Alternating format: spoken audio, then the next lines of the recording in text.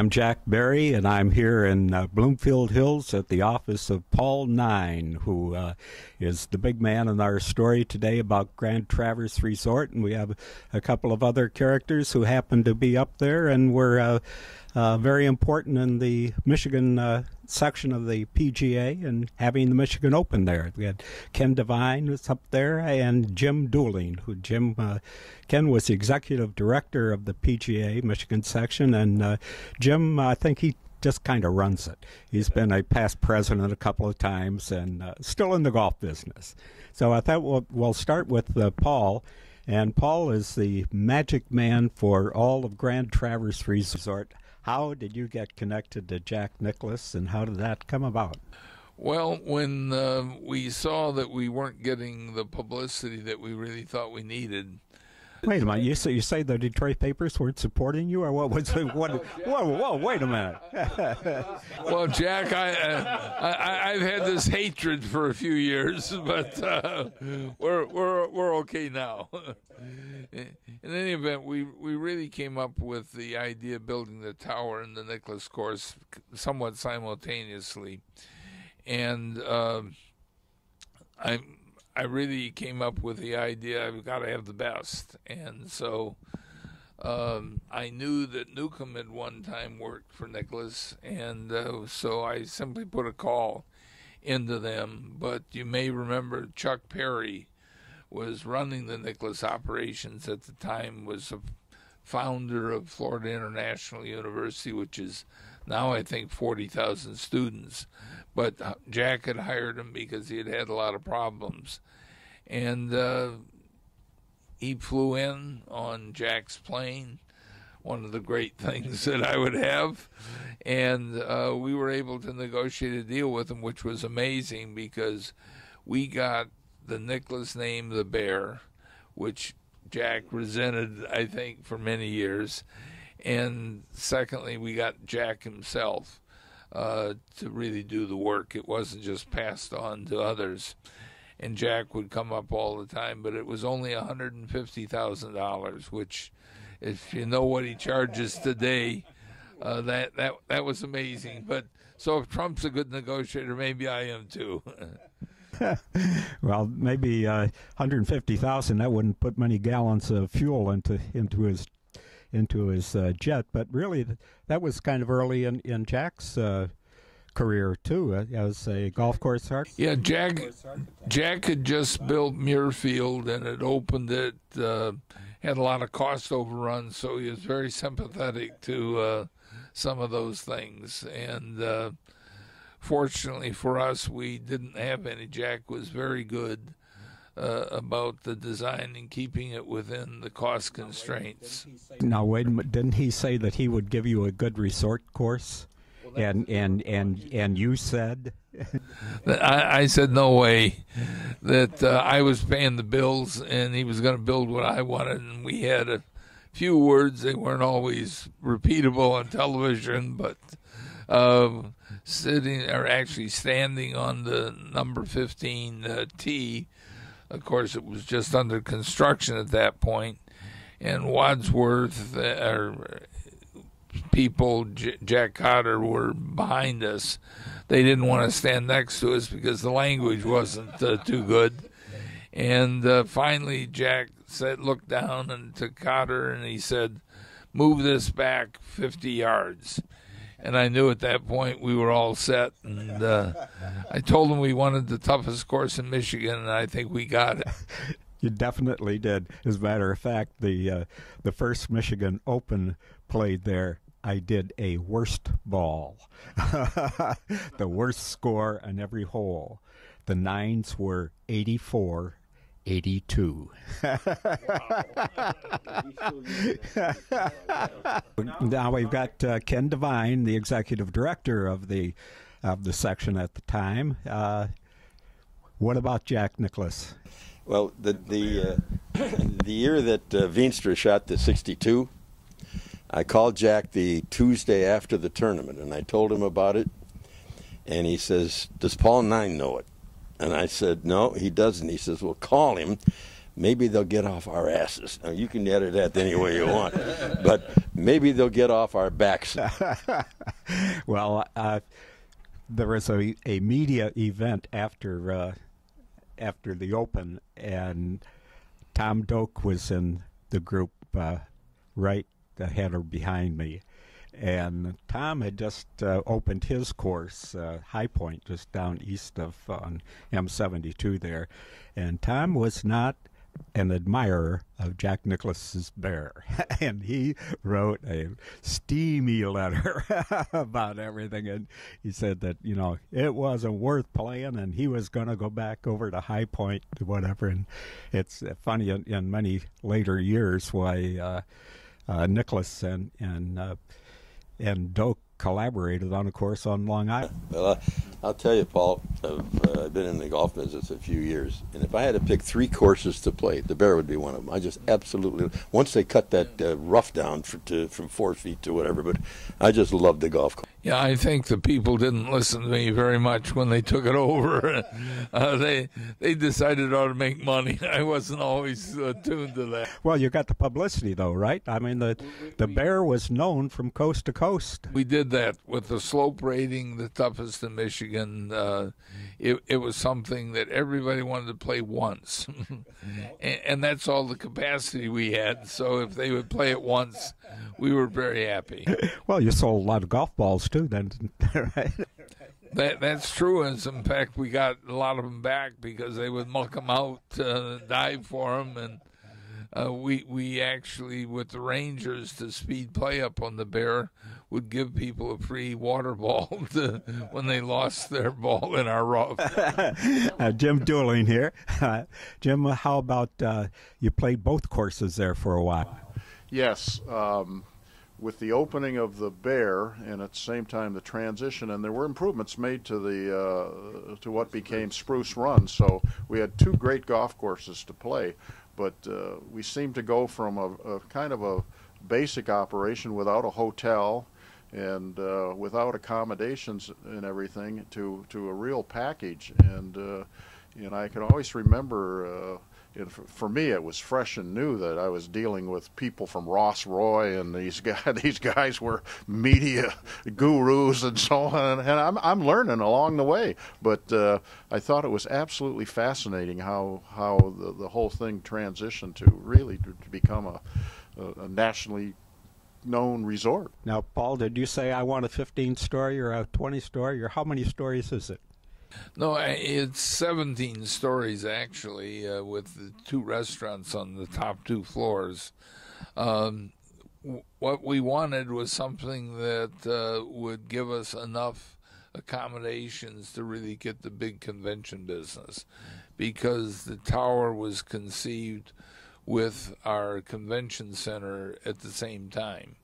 And the convention center took a little longer to build.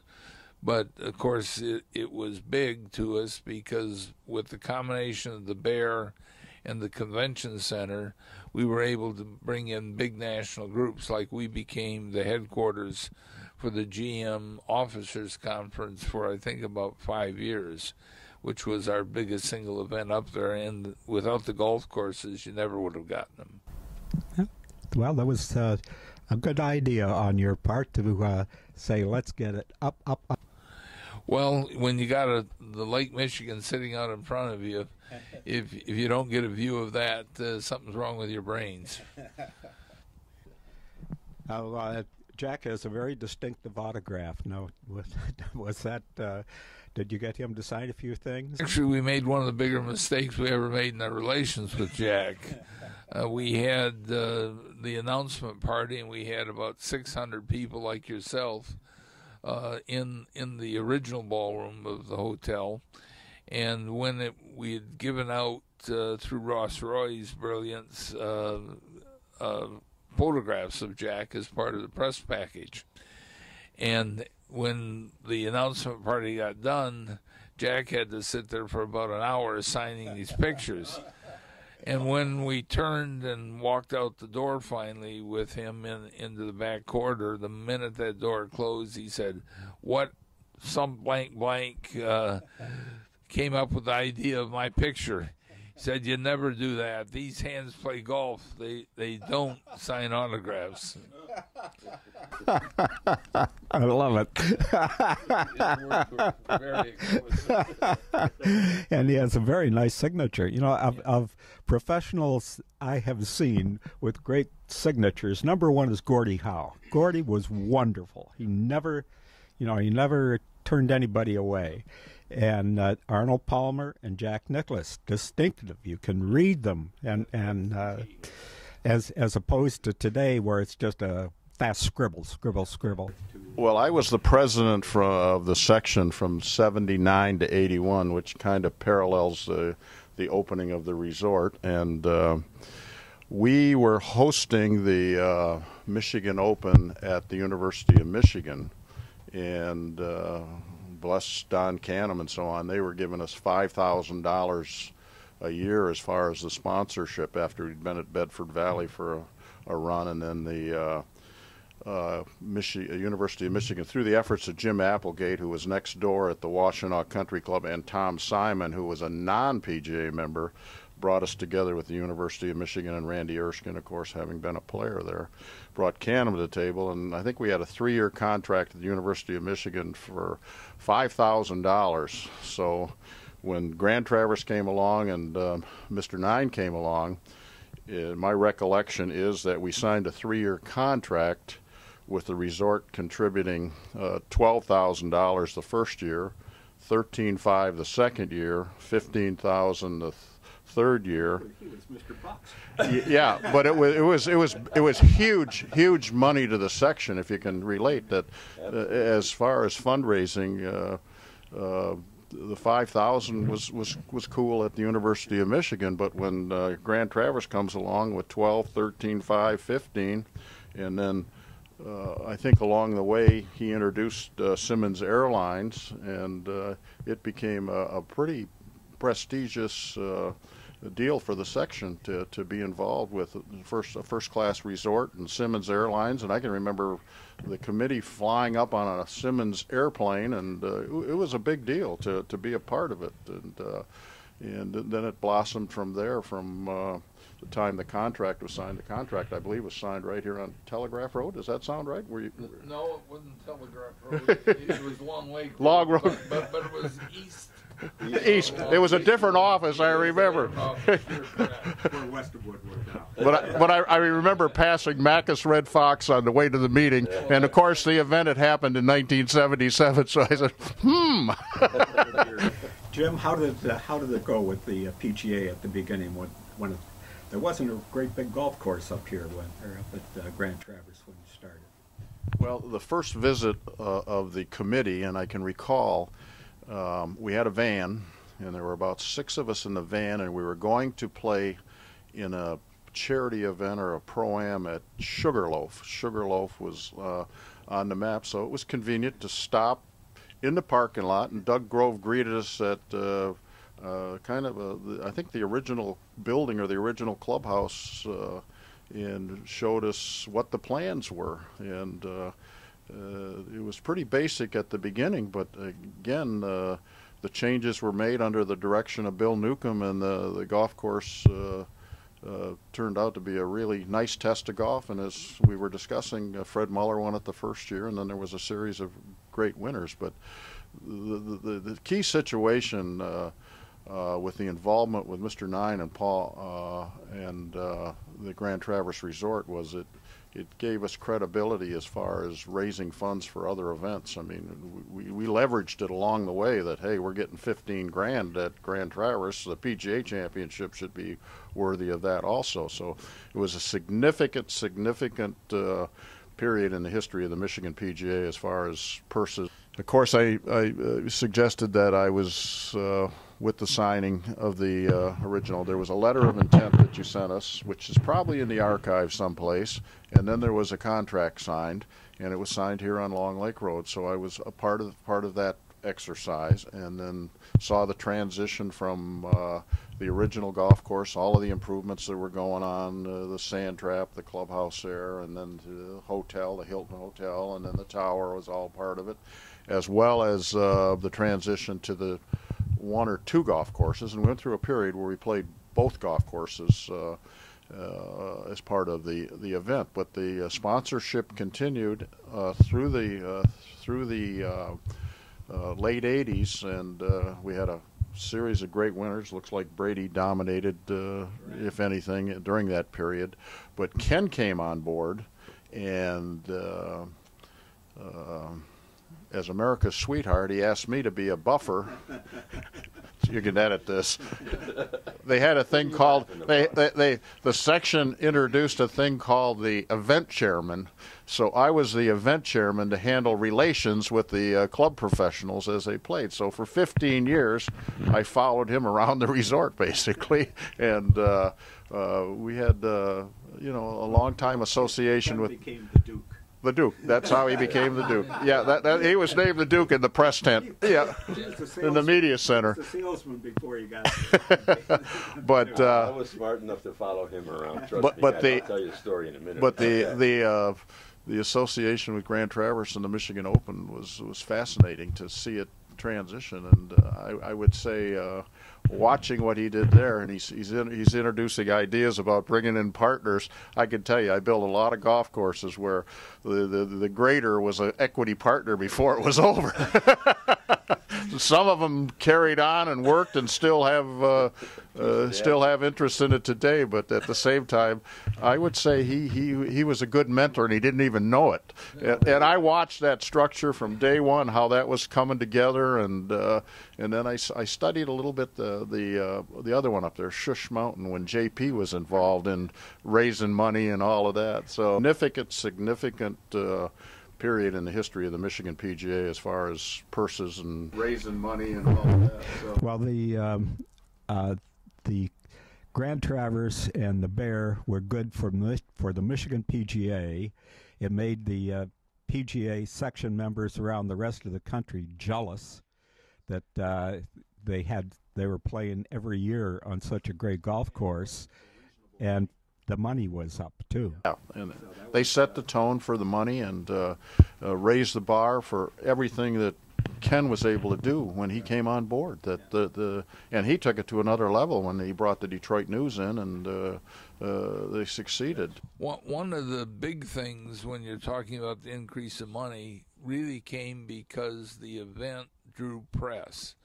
You remember we used to have a press tent up there. We entertained them. We took them out the night before and the night after. And we had a connection with Detroit so that every hour while the event was going on, we would tie back into the radio stations and report on how the event was going. So the names of the pros became better and better. And the areas where the pros came from wanted to get that radio connection, and that's what drove the sponsors to support the event and increase the purse. Paul, JP called me every morning to get the names of who was leading, et cetera, and what looked like and how. That's for young people who don't remember. J.P. McCarthy was the voice not only of the Midwest, one of the biggest in the country, and he was terrific. And we really miss him. Well, the Grand Traverse Resort and the Bear were not only for the Michigan Open. There were several other big events played there during the years. And Ken, you had a big part of it with Frank Vega, who was the big guy at the newspapers in Detroit. Yeah, I did, Jack, but let me go back to my 1991 when I started with the PGA. I had been in golf all my life, but I knew nothing about tournament operations or management or anything. I was in sales and marketing. So I was fortunate enough to get this job, and thank God for this guy.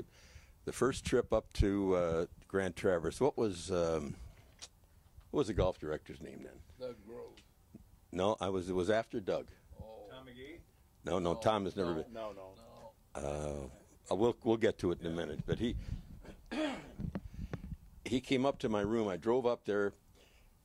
We were in deep financial trouble. I don't want to get into that. Nobody does. But when I started seeing these Michigan Open checks coming in, it was like I found Fort Knox or Fort Dix or Fort Knox. And I'm seeing these checks, and I said, I better get involved with this Michigan Open thing. So I called Jim, and we got talking about it. So I got in the car, and I came up to talk to Ken. Come on, somebody help me. Ken was the director's name. He's around town there. He's a golf coach in one of the high schools. Well, and he's also in Horvath. Ken Horvath. Ken Horvath, that's it. I talked to Ken, and he said, stop by and I'll give you some information on the Open. So I went by to see him, and he gave me this packet and said, go through it. If you got any questions, get back to me. So the first thing I opened up, there's a note in there. Here's the pin sheet. Jack, I had no idea what the hell a pin sheet was. So I'm looking at this thing with all these circles in it, and I figured I'm supposed to draw faces or something in these things. So I called him. I said, what's a pin sheet? He says, the hole locations. I said, Jim, I've never been on a golf course. He said, do the best you can. So I started making dots on these pin sheets. Okay. Finally, somebody told me, Ken, you just set the pins for the tournament. And I said, well, okay.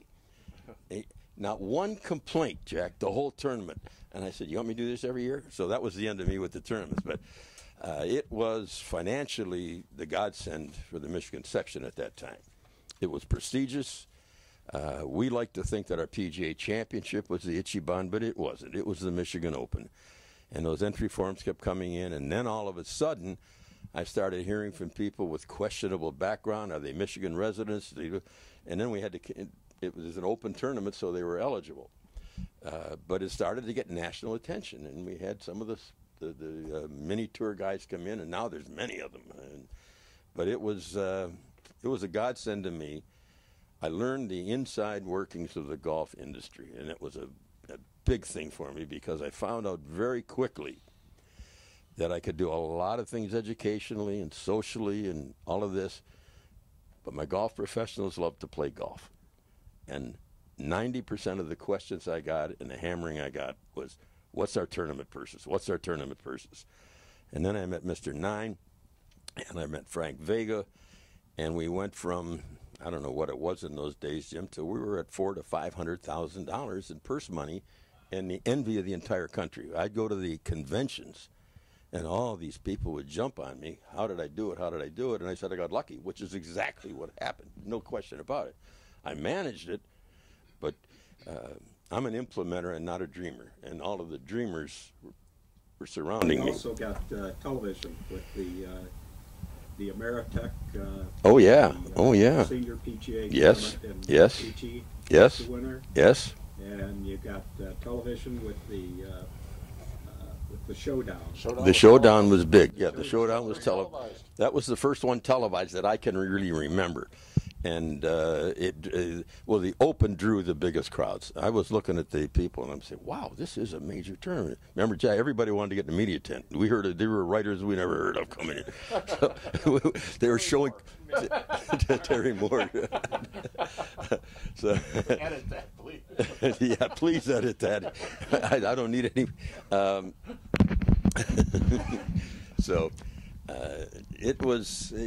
every tournament was easier for me after that, and I could also get sponsors because of that. Because when Frank Vega started holding these parties and everything, I would invite potential sponsors for that.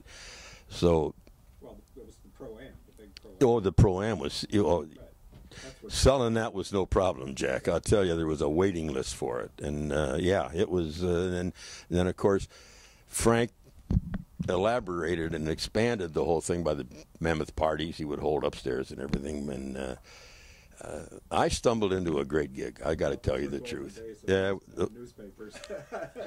Yeah, you even wrote about me. I got your original article. So that was my introduction to the bear.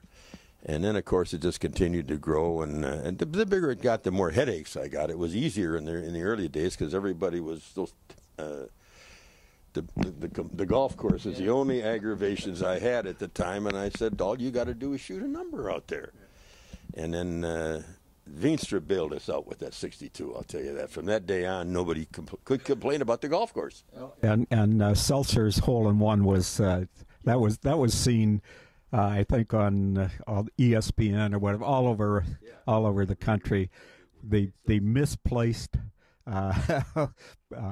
pin placement because a seagull had defecated, and so that's why the cup was set there. and Seltzer makes the hole in one. Oh, okay. I thought it was one of my whole locations, Jack. Oh, is that right? I didn't know that story. That's why the cup was set there. I have two words here. The whole interaction with Grand Traverse and Mr. Nine and so on. I think it added great credibility to Northern Michigan golf, but it added great credibility to the PGA.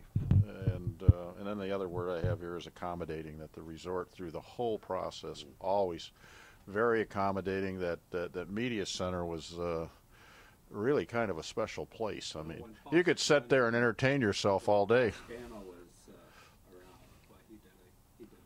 The other Mike, what was his name? The PR guy for the resort for years. Mike D'Agostino. He just retired. Yeah, he did a great job. But we had a lot of fun in that media center. The radios were the highlight, and the biggest irritation to Mr. Devine that. He couldn't quite understand it could be raining on one side of the golf course and not raining on the other side, which is an absolute true story. Call him in. You know? I don't remember any of that. Oh, my God. Call him in. It's raining here. But we went through some events there where it was start again, stop again. And I'll tell you, let me talk about the grounds situation there. I forget the name of the ground superintendent, but he was remarkable. He was there every minute, fixing divot. It was incredible. I forget what his name was. I think he might still be there, but I don't. He went to work for Nicklaus, actually. Oh, did he? Okay, he was sensational. As I say, everybody was so accommodating. I mean, they'd come up in the morning and, was everything all right? Have you got enough ice water? It was... Roy Gaddy was there too. Roy Gaddy, yeah, Roy Gaddy. When we were talking about the Ross Roy relationship and so on, I remember Gaddy right at the front end. He didn't work for them; he worked for us. Yeah, but and his wife worked for you too, right? Yes. Yeah, he was a big help. He was a great help to me. Down there in the Tampa area with he's a professor at Minnesota. Minnesota. Yeah. Gaddy is? Yeah. Yes. Professor Goldmark. Oh, you guys are teaching me something. This is wonderful. I'm glad you had me, Art. Yeah. Well, he was a school teacher. Academia. Originally, yeah. Well, he built 2 courses in Florida, and then he had that designer came up and did Prestwick Village. Yeah. Which hosted a Michigan Open, the 100th Michigan Open last year. Well, Chi-Chi enlivened things up at Grand Traverse when he played in the senior PGA Professional Championship and emerged victorious, as they say. And not only Chi-Chi, but the whole group of senior pros. The senior pros are the most accommodating, great people for a facility like ours. We were also helped because Michigan Bell was our sponsor, and they wired the whole course with cable at no cost to us so that it would come off right. And I hope they still have the cable up there, but it was really great. And we were looking for it again, but Michigan Bell became part of the big AT&T operation, and so that changed a lot.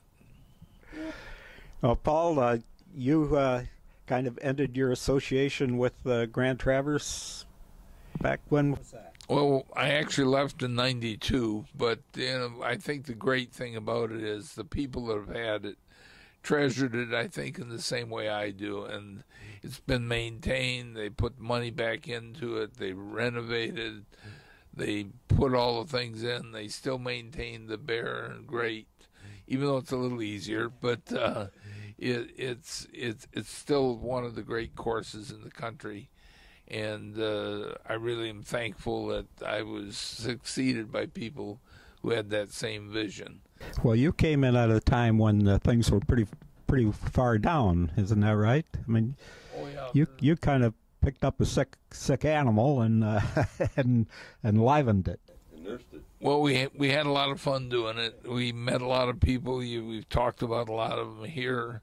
There are many others, but the big thing is that it succeeds and continues. And I think it's helped Northern Michigan tremendously with its capacities and capability. Great job. Huh? Well, it was a fun job. That's the good thing. That's the best. Yeah. Do a good job and have fun doing it. Especially you can argue with reporters. Closing remarks? Absolutely a tremendous contribution to Michigan golf and the growth that we've enjoyed. And you've been a great role model. Yeah, terrific stuff. Yeah, you've been a historical monument as far as I'm concerned. I'd go to the PGA meetings and everybody would talk about our golf package here, which I had really nothing to do with except handling entry fees. But it all was magnified by the Michigan Open. It was nationwide. Well, it's nice that it's getting back to Grand Traverse. I know all the players are anticipating it, and it's always a great place to come. I mean, Traverse City, you can't get any better. How many sections around the country have a place like this for their championship? Yeah. Yeah. Cherry land and golf. It's the best.